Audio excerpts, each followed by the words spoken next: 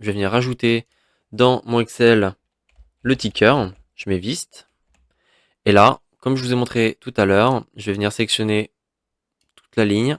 Je vais faire descendre le point. J'attends que ça charge. Et voilà.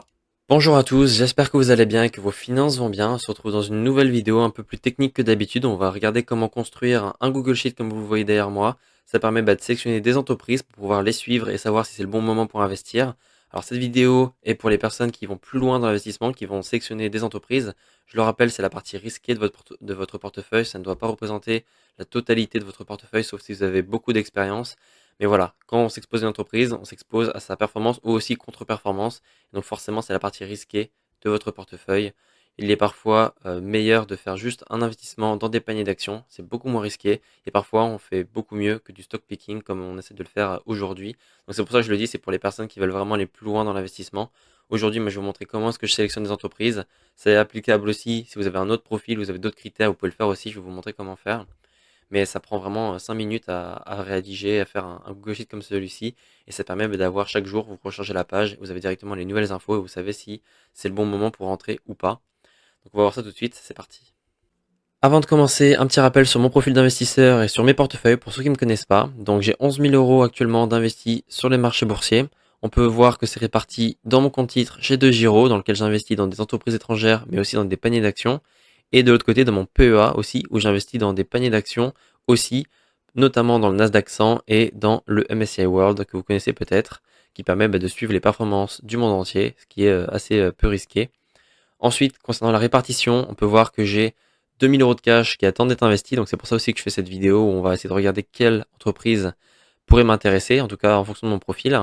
On peut voir que j'ai 5000 euros d'investis dans des paniers d'actions. Donc c'est la partie peu risquée de mon portefeuille. Ce que j'invite aussi à faire pour les débutants, investir plutôt dans des paniers d'actions. Et de l'autre partie, la partie risquée de mon portefeuille où j'investis, je m'expose directement à la croissance ou décroissance des entreprises avec 4200 euros d'investis dans des entreprises. Là, si on regarde les détails de mes investissements, donc on peut voir dans DeGiro que j'ai fait du stock picking. On peut voir que ça a marché pour certaines entreprises. On voit que l'entreprise Oracle, elle a fait plus 70% quasiment, ce qui est énorme. Et donc rien que elle me représente quasiment la moitié de ma plus-value de mon portefeuille. Et par contre, de l'autre côté, on peut retrouver un autre stock picking, ST Microelectronics, qui lui, au contraire, me fait perdre 100 euros sur la valeur de mon portefeuille. Donc c'est pour ça que le stock picking, c'est bien, mais ça peut aussi vous faire perdre de la performance, parce que en essayant de faire mieux que des indices, vous pouvez vous en mordre les doigts et au final sous-performer. Mais bon, on est là pour s'améliorer, donc c'est pour ça que je fais ces vidéos, c'est pour ça que j'essaie de vous montrer qu'est-ce que je fais. Et donc on va essayer de faire beaucoup mieux. Sur Finery, on peut comparer les performances de mon portefeuille avec d'autres indices très connus comme le CAC 40. Donc si on regarde mon portefeuille comparé au CAC 40, on peut voir que mes performances sont supérieures. On est à 2,56% alors que le CAC 40 est 0,53%. Par contre, si je vais regarder un indice américain qui historiquement est l'un des indices qui performe le mieux, on peut voir que je suis à la traîne et donc c'est pour ça que je fais ce genre de vidéo. On va essayer de... Mon objectif long terme, c'est de faire mieux que le S&P 500. Bien sûr, sinon ça sert à rien de faire du stock picking. Autant rester investi dans un panier d'actions qui performe déjà très très très bien. Donc, on va regarder ça. Donc, on se retrouve sur Google Sheet. C'est parti. Pour réaliser le Google Sheet que vous voyez, c'est très simple. Vous avez juste besoin d'un compte Google. Vous ouvrez votre Google Sheet et ensuite vous créez une colonne ticker avec les symboles des actions d'entreprise qui vous intéressent.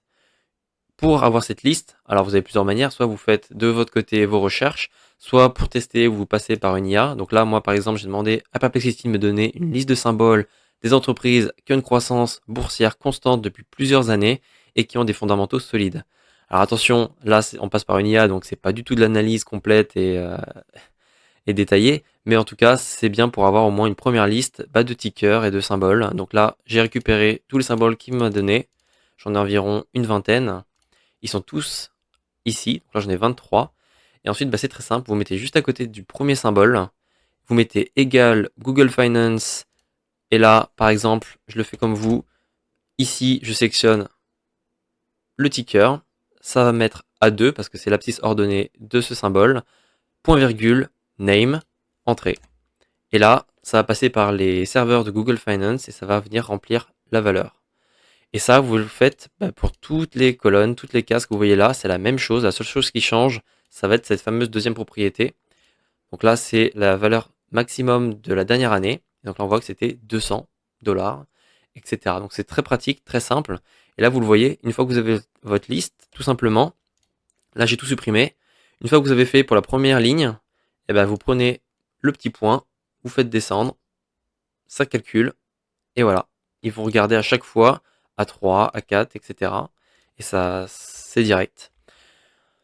Pour la sélection d'entreprise, alors moi j'ai mis quelques colonnes qui me paraissent intéressantes. C'est un peu plus technique, donc on va pas non plus aller dans le détail, mais vous pouvez voir les capacités de cette chose. Pour avoir des graphiques, je vous montre la combinaison.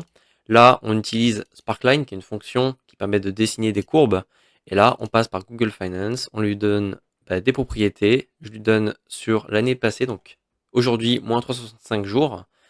Et voilà, et à la fin, on obtient une courbe des performances du stock concerné sur l'année passée. Alors là, faites pas attention aux 30 jours, c'est un an. Je vais changer ça tout de suite. Et vous voyez que juste derrière, j'ai fait pour 5 ans, 10 ans, etc. Et donc tout ça, à quoi ça peut servir? En fonction de votre profil, que ce soit trader ou plutôt investisseur long terme comme je le suis, ça permet de visualiser très facilement, très rapidement, les courbes des entreprises. Est-ce que c'est une entreprise qui va faire des hauts et des bas et donc qui va permettre de faire du trade? Ou est-ce que c'est comme moi, ce que je recherche, une entreprise qui est capable de croître sur le très long terme, comme vous pouvez le voir dans cette courbe. Quand je vois une courbe comme ça, je trouve ça très joli. Là, si je l'agrandis, voilà, on peut voir que c'est une très belle courbe. C'est ce genre d'entreprise que je cherche, parce que je vais chercher des entreprises qui sont capables de faire croître leur capital de manière constante pendant une longue période. Et donc, une fois qu'on a une courbe qui vous intéresse, vous pouvez rajouter des colonnes qui vont vous montrer est-ce que, voilà, par rapport à ses plus hauts, donc là ici, le pourcent var, ça va être tout simplement la valeur du jour moins son maximum de la dernière année. Donc, dans l'année passée, il était monté à 422 $. Et là, on est à 394. Donc là, on est à moins 6% du top qu'a fait l'entreprise. Et donc, est-ce que c'est suffisant pour me dire de rentrer? Est-ce que c'est le bon moment pour rentrer, etc. Forcément, quand vous voyez des moins 24, vous vous dites, ok, là, c'est peut-être une meilleure porte d'entrée. Mais attention, il faut voir si l'entreprise aussi peut remonter, hein. Là, on est sur du moins 61.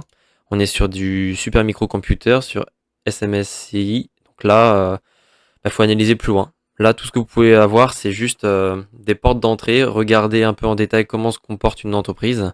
Et ensuite aller plus loin pour regarder est-ce que c'est vraiment une bonne opportunité ou pas. Donc là, je vais le faire avec vous, mais on va passer par une autre plateforme qui va me permettre de faire des filtres beaucoup plus poussés et détaillés sur les entreprises. Alors, je les ai déjà sélectionnés. On se retrouve sur MarketBeat. MarketBeat, donc là, c'est un stock screener, on appelle ça. Donc ça me permet de faire plein de filtres avec des colonnes customisées.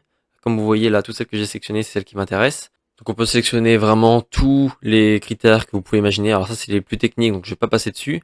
Mais voilà, à la fin, une fois que vous avez bien filtré toutes vos entreprises avec le maximum de critères, donc par exemple les marges, vous avez gardé que celles qui ont plus de 20% de marge, et forcément ça va en enlever énormément.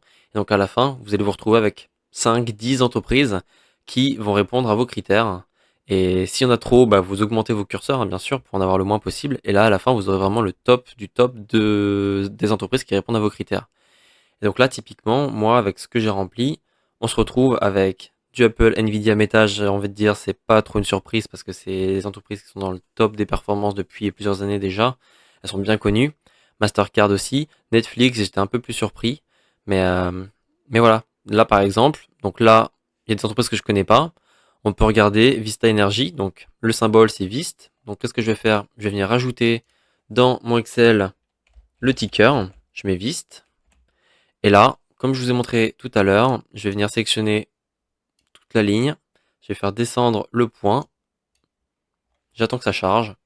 Et voilà, j'ai toute l'information. Donc là, je vois que déjà, c'est pas une très très grande entreprise. On voit qu'on est à 5 millions de market cap. Le prix de l'entreprise est à 52 $. Son plus haut maximum, c'était 54. Donc là, on est actuellement à moins de 2% de son plus haut.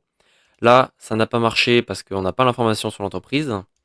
Et là, on voit sa courbe. Et on voit, en effet, c'est une courbe qui a l'air plutôt sexy. Donc, voilà, à creuser, à creuser. Je pense que vous avez bien vu le principe. J'espère que ça a été intéressant pour vous.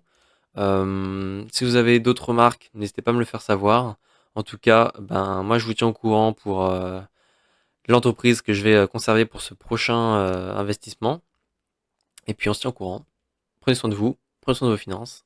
À la prochaine. Salut.